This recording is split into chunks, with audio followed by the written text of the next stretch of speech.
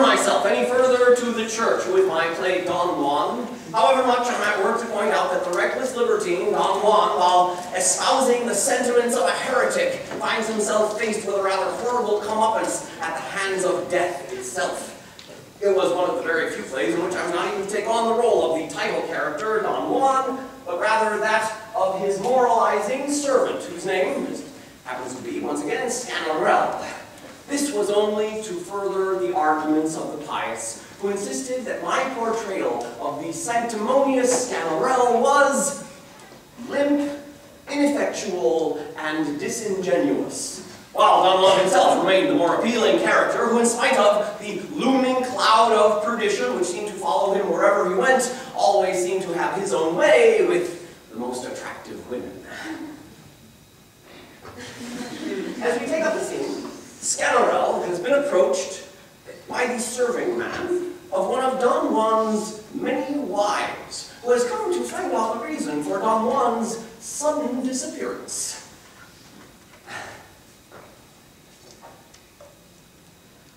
I don't pretend to know my master's heart, nor am I authorized to speak his part. He sent me on ahead to scout the way, and I get to speak to him today.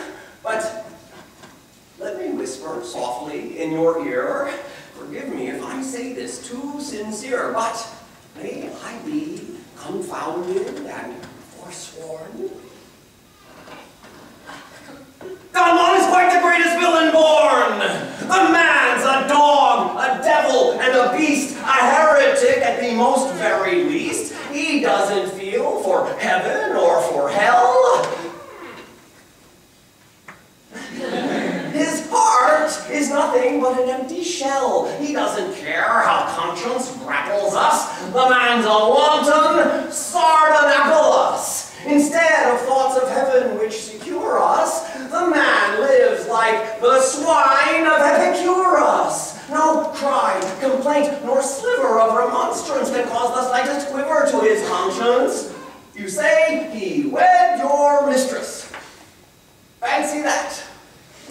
He would have wed your wife, your dog, your cat.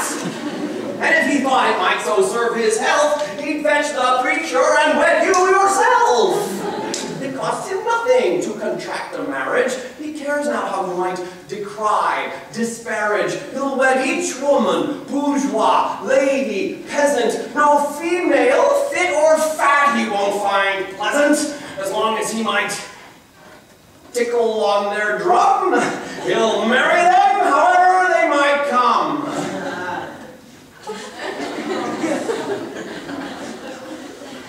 I see that you now gape and sigh and blush, and yet I paint him with my lightest brush. Were I to give a much more apt depiction, it would demand a much more vulgar diction. I'll only say the wrath of our dear Lord will one day claim this soul so far ignored, and will dispatch it to a lower level to wed him to his one true love, the devil. Such horrors I see from this ne'er-do-well, I might well wish him sent straight. I can't tell.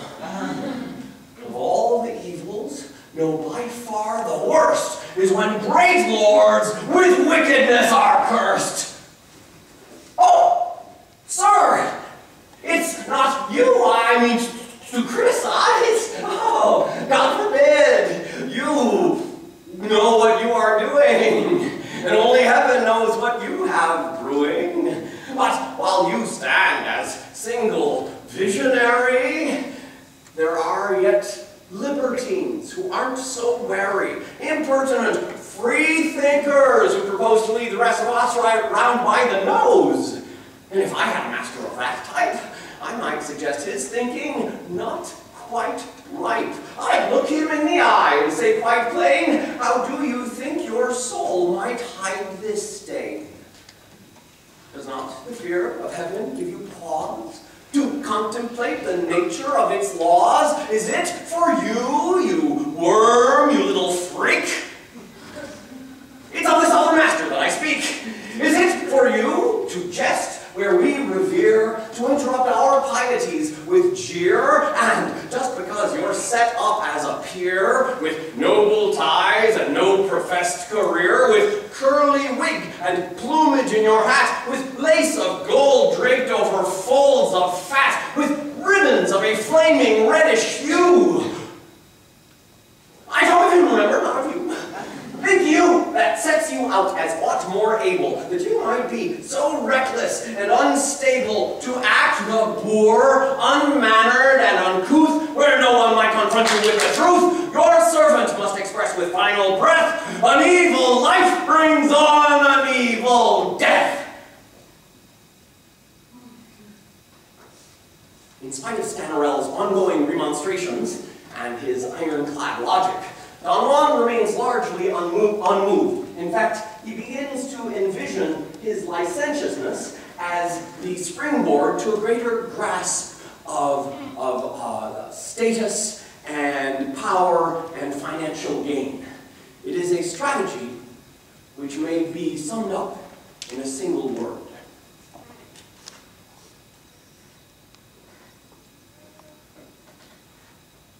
Hypocrisy.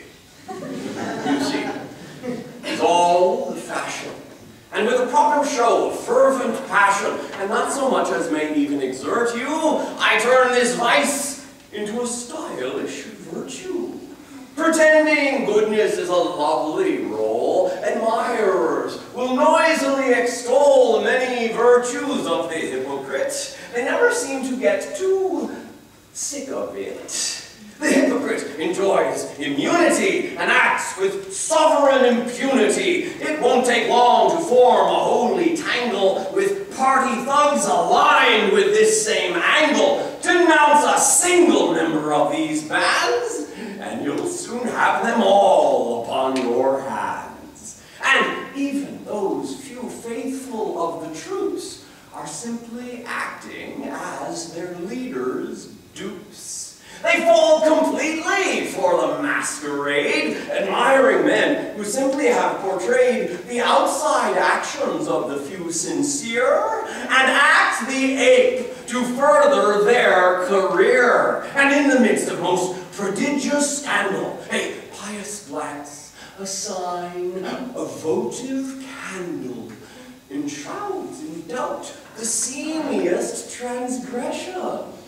It's here I mean to make my next impression, not to forego my arsenal of joys, but to engage in them with lesser noise. And should someone discover an offense, the whole cabal will rush to my defense, for the defense of heaven is a stand from which I may explicitly command a hatred, a harassment, and attack, with others always covering my back. From this fell pulpit I'll release my zealots to target these with insults, cries, and pellets. My army I'll effectively engage, and my assemblage shall be all the rage.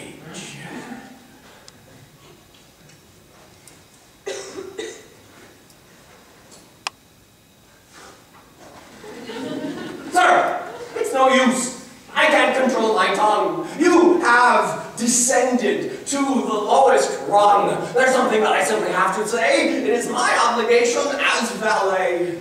As that great author once said very wisely, I can't recall what his name was precisely, he said that in this world, man's like a bird. No, listen, sir, I simply must be heard. The bird sits on a bough that's on a tree.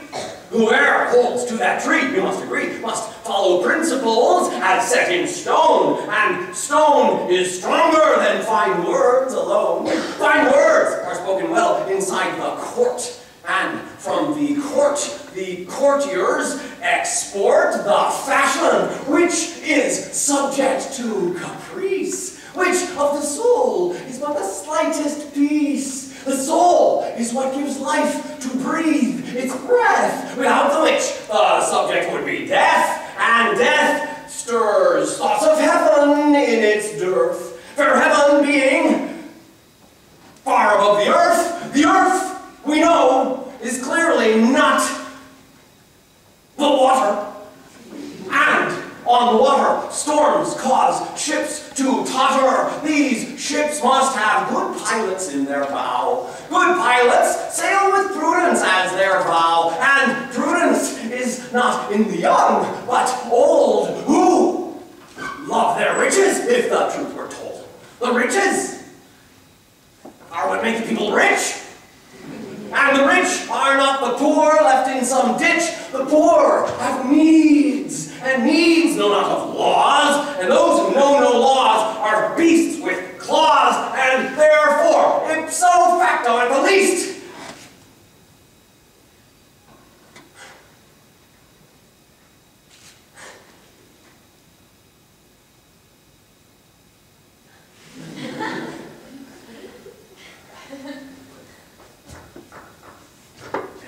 you will be damned to all the devils of hell! If that doesn't change your mind, so much the worse for you.